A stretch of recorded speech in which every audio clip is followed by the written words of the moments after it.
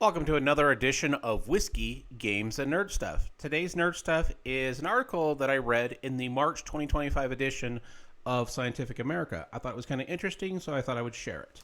The title of the article is How Immoral Are Our Political Opponents?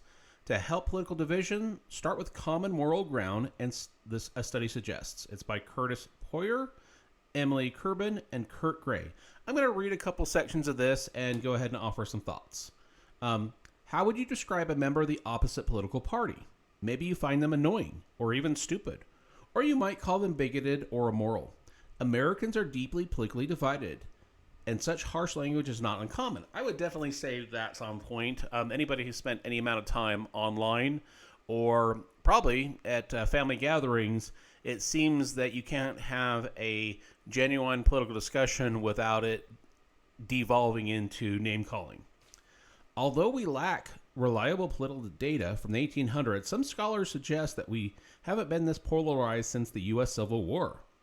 The sources of these divides are varied and include structural features of the U.S., such as the two-party system that pits us against them, and social media algorithms that showcase the most outrage-inducing content from each side. I would definitely agree with that. I think what you'll often find is that the loudest voices tend to be people on what's called the far right and the far left. And there's more focus on what we don't agree with than there is focus on what we do agree with. I think if we spent more time discussing the various things that we do agree with, there would less be hostility to each side. I also think what happens is, and I get the irony of me posting this on social media, is the outrage button is what gets eyeballs to scroll, to hit a button, to continue liking. The more outrageous something is, the more likely people to watch it. And if you'll see stuff on videos, they'll talk about how a negative spin on something will get more views than a positive spin. And I think what happens is there's more attention paid to the negative than to the positive. And I do think there is an argument to be made that there are certain political elites that benefit when the mass amount of people are fighting each other and not paying attention to what's going on in the world. A common falsehood that they let's start that over.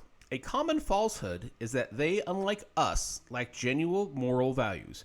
We are caring people, but they are trying to burn everything down. We are fighting for goodness. They are working for evil. In recent research, we have found that these misconceptions about morality go deep. People think many in the opposing political party approve of obvious moral wrongs. And I would agree with that. I think it's easier to pit us versus them.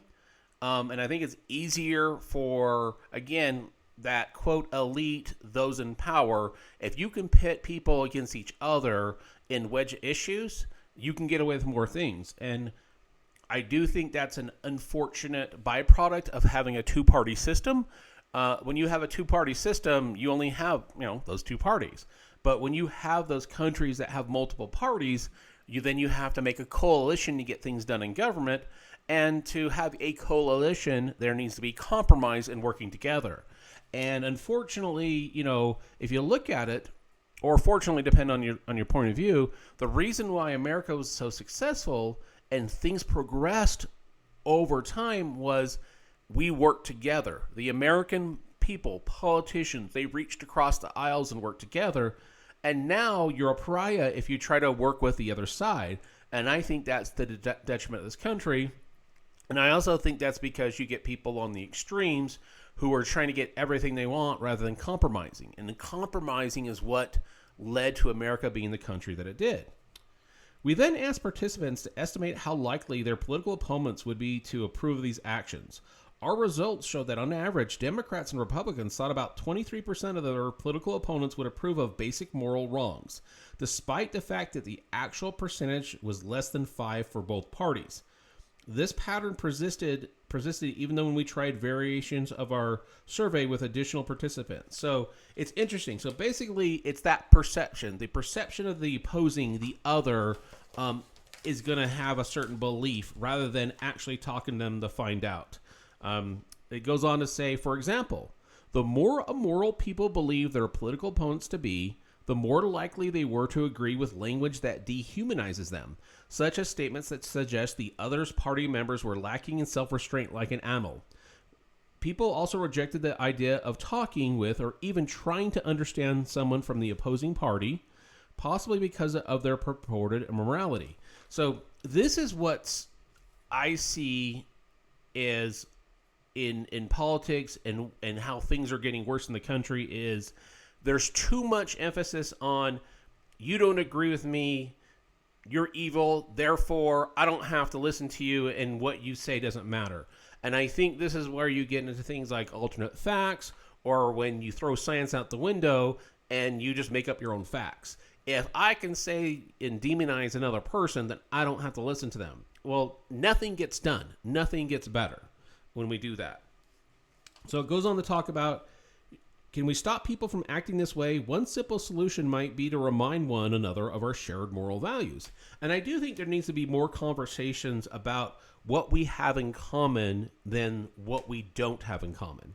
It goes on to say, in one study, learning that a conversation partner with opposing political views shared a participant's condemnation of wrongs such as tax fraud or animal abuse increased the chances that these people would interact, compared with those who didn't receive the information. Sometimes we need a reminder that they are like us. We may disagree on many issues, but underneath those disagreements lies a common moral sense we all deeply care about protecting our friends, family, and community from harm. And I think this is what we need to understand is, and to me, it's common sense. I travel a lot, and I often will be at the airport, or I'll go to a bar, and I know I'm having conversations that don't share the same views, political views, that I do. But it's amazing how when you just start off with a civil conversation, hey, how you doing? How's your day? How's the flight? How was the weather? And so and so. And you can actually disagree and have a conversation about a variety of issues and actually walk away sometimes learning something. But I think what's happened is it's benefited too few people to keep us apart and keep us fighting and keep us disagreeing. And the only way that we're going to turn this around is by taking the time to actually stop screaming at each other and stop listening to each other. To start focusing on more that we have in common. And then those things that we don't have in common, let's try and let's try and narrow that gap a little bit. There's a word that I think that most politicians these days just plain forgot. It's called compromise. We need to compromise with each other and let's move forward slowly. And if we could do that, I think there'd be a big difference with how the current world state of affairs would be. We would really appreciate everybody's insight into this particular article, what you think, and also, have any other people like to read the Scientific America and find various things in here that are good, interesting topics. Please like, subscribe, and all that fun stuff. And until next time, folks, cheers.